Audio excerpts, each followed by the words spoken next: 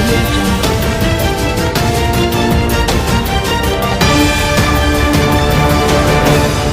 नमामि मिथिला। मिथिला में कोरोना के प्रहार।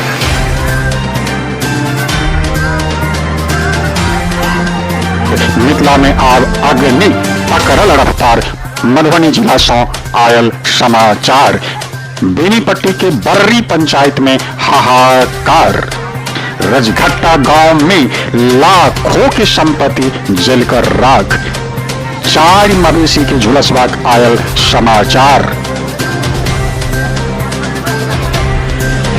प्रत्यक्षदर्शी जो अपने के लिए वीडियो नीक लागल तो चैनल सब्सक्राइब कैल जाओ। मिथिला टीवी के संपर्क सूत्र आज 9971362584। पता आज www.mithilatv.wordpress.com।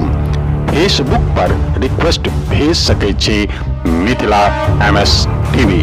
संपादक श्याम सुंदर झा, उप संपादक विभा झा। धन्यवाद।